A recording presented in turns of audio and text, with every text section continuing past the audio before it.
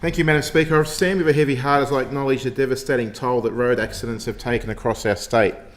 In recent weeks, we've witnessed a series of fatal collisions, particularly in the central west of New South Wales. Every life lost and the trauma experienced by families and communities are simply heartbreaking. I wish to acknowledge the Minister for Regional Transport and Roads' commitment to reducing road trauma on our country roads. The Minister has overseen the implementation of a number of safety measures on state-managed roads across my electorate and the broader Central West. And I know the Minister has been unwavering in her advocacy and delivery of the government's Towards Zero strategy. Unfortunately, a number of our local roads don't necessarily benefit from these safety enhancements. Country-based local councils' budgets are constrained and their financial limitations make it difficult enough to maintain, let alone enhance to eliminate or mitigate some potential or obvious risks.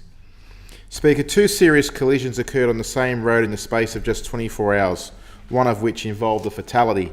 Just before 6 p.m. on Sunday, the 9th of February 2025, emergency services were called to Lake Canobolas Road, Nashdale, about 8 kilometres west of Orange, following reports of a single vehicle crash.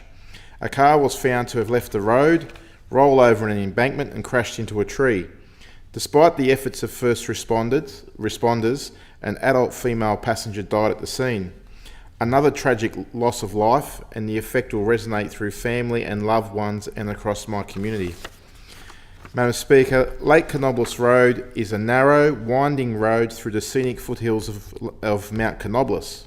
The road leads to Lake Canobolas, which is a popular tourist destination for locals and tourists alike to picnic, swim, paddle, fish and appreciate the peaceful atmosphere and unparalleled vista.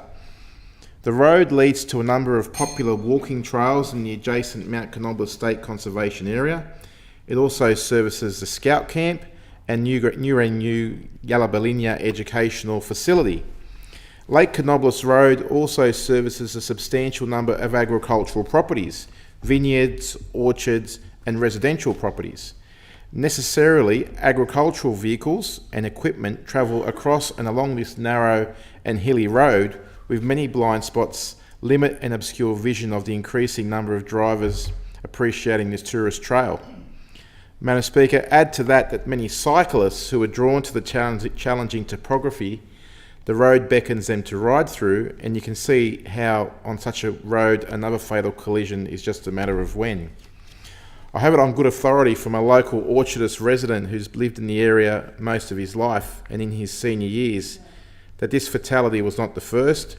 In fact, he can recall 4 on this stretch of road over his time living in the area. I acknowledge that following these collisions and tragedy, Transport for New South Wales has undertaken a safety assessment of Lake Canobolas Road, which has considered factors such as location, crash history, road environment, the number of access points, road usage, traffic mix and traffic volumes, and has now recommended a reduced speed limit be implemented and signage to be erected. Whilst this speed reduction may somewhat lessen potential for collision and reduce fatalities, more needs to be done to enhance the safety measures of this busy local roadway. Madam Speaker, I take this opportunity to also recognise that our first responders who face tragic events such as the fatal collision I've referred to in this speech tonight. We cannot forget the importance of supporting our emergency services and our healthcare professionals who are exposed to the stark and graphic horrors of fatal collisions. Finally, as we stand here tonight, let us not only mourn the lives lost, but commit ourselves to a future where fewer families will experience the same grief. We owe it to those we've lost, their families, and every member of our community to make our roads safer.